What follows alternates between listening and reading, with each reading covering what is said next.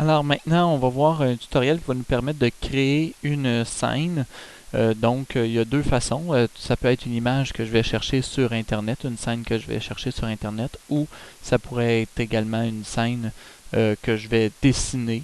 Alors par exemple, si on commence avec le deuxième, pour dessiner une scène, il faut cliquer sur la scène dans les arrière-plans qui sont ici. Alors, vous voyez, je pourrais, comme avec les lutins, copier cet arrière-plan-là et en mettre plusieurs.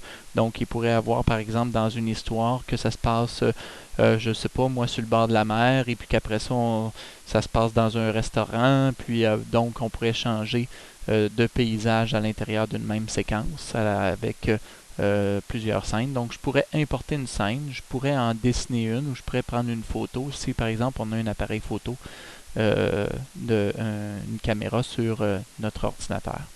Alors, ce que je vais faire, moi, c'est que je vais éditer celle-là et puis je vais en dessiner une. Donc, on pourrait, par exemple, dessiner avec un trajet, une route, par exemple. Alors, je vais dessiner une route. Je fais ça souvent dans un projet où les élèves vont à faire un véhicule qui se déplace dans une route, une piste de course, un jeu vidéo, quelque chose comme ça. On pourrait aussi dessiner un arbre. Donc, et puis, bon, évidemment, vous allez voir mes talents en dessin. Donc, on pourrait mettre de la couleur un peu là-dedans. Là. Donc, j'ai un arbre et ainsi de suite. Donc, je peux dessiner mon arrière-plan. Je pourrais changer des couleurs rapidement avec le pot de peinture. Vous allez voir, dans le fond, ça, c'est un outil que j'utilise beaucoup. Donc, je vais mettre la route brune. Alors, le pot de peinture, lui, il va étendre la couleur qui est délimitée par des zones. Alors, ici, les zones noires viennent délimiter cet endroit-là.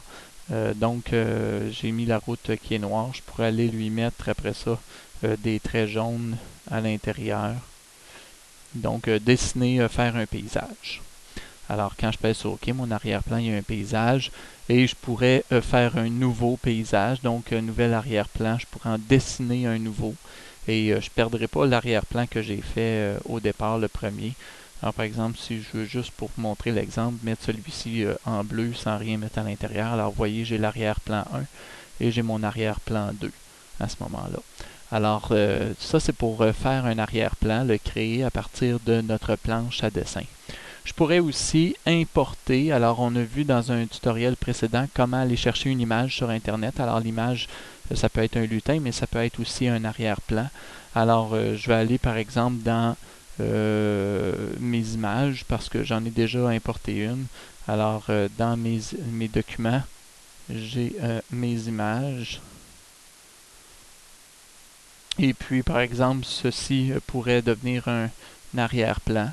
Alors, vous voyez, j'ai une image maintenant qui est devenue un arrière-plan, qui est une peinture ici de gars. Alors, il y a plusieurs façons. Alors là, vous voyez, là, j'en ai trois arrière-plans. Et je pourrais aussi modifier ces arrière-plans-là. Avec le X ici, je pourrais en supprimer. Alors, supposons que celui-ci, je veux le supprimer. Alors, c'est la façon de travailler avec les arrière-plans.